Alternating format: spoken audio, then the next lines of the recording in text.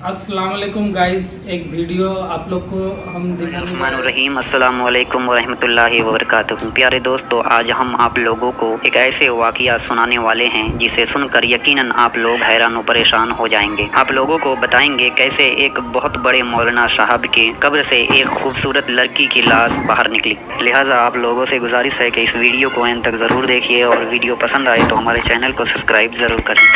वाक़या कुछ यूँ है, मक्का मुकर्रमा में एक दिन एक मौलाना साहब का मौत हो गया था। फिर आलिम साहब को पास के ही एक कब्रिस्तान में दफन कर दिया गया। लेकिन कुछ सालों के बाद फिर से एक शख्स का मौत हो गया, क्योंकि अरब का ये दस्तूर है, जब कोई कब्र पुरानी हो जाए तो उसमें दूसरे इंसान के मैयत को दफन कर दिया जाता है और इस तरह से कई लोग एक कब्र में दफन हो जाते हैं। लिहाजा जब आलिम साहब के कब्र को खोला गया तो एक अजीब व गरीब मंजर सामने आया। कब्र में आलिम साहब के लाश के बजाय एक निहायत ही हसीन खूबसूरत लड़की की लाश थी, जिसे देखकर ये मालूम होता था कि ये लड़की किसी वेस्टर्न कंट्री जैसे अमेरिका, फ्रांस की लग रही थी। लिहाजा ये बात पूरे इलाके में फैल गया और सारे लोग इस मंजर को देखने के लिए आने लगे। इत्तेफाक से वहाँ पर एक फ्रांस का मुसलमान भी हज के इरादे से आया हुआ था। उसने जब इस लड़की के शक्ल को देखा तो कहने लगा कि ये लड़की फ्रांस की रहने वाली है और इसका पूरा परिवार ईसाई है, लेकिन चुपके से ये लड़की इस्लाम कबूल कर ली थी और मैंने ही कुछ इस्लामी किताबें इनको पढ़ाया था। फिर कुछ दिन बाद ये लड़की बीमार पड़ गई और फिर इसकी मौत हो गई। लेकिन सोचने वाली बात तो ये थी कि इस लड़की की लाश यहाँ पर आया कैसे और आलिम साहब की लाश कहाँ गई। लोगों के बीच ये बातें चल ही रही थी, तभी कुछ लोग कहने लगे कि हो सकता है कि इस लड़की को जहाँ पर दफन किया गया हो वहीं पर आलिम साहब की लाश मौजूद हो। ये बातें सुनकर फ्रांस के उस मुसलमान ने कहा कि मैं हज से फारिग होकर अपना मुल्क को वापस जाऊंगा तो इस लड़की के कब्र को खोल कर देखूंगा कि आखिर माजरा क्या है। फिर उसके साथ एक मक्का का ही आदमी फ्रांस गया और वहाँ पर जाकर जब उस लड़की के घर वालों को बताया तो वो लोग भी हैरान हो गए और जाके कब्र को खोला तो वहाँ पर आलिम साहब की लाश मौजूद थी। और ये चीज़ देखकर उसके घर वाले भी परेशान हो गए और कहने लगे ये कैसे हो सकता है। और जब ये खबर वापस मक्का आया तो सारे लोग सोचने लगे कि वो लड़की मुसलमान हो गई थी तो हो सकता है इस वजह से इस कब्रिस्तान में आ गई हो। लेकिन आलिम साहब ने ऐसे कौन से गुनाह किया था जिससे उन्हें ईसाइयों के कब्रिस्तान में भेज दिया गया। लिहाजा कुछ लोग मिलकर आलिम साहब के बीवी को पूछने लगे कि आपके शोहर ने ऐसा क्या गलती किया था जिसके वजह से उन्हें इतने बड़ी सजा मिली। तो आलिम साहब के बीवी कहने लगी कि मेरा शोहर तहज्जुद गुजार था और कुरान का तिलावत करने वाला था,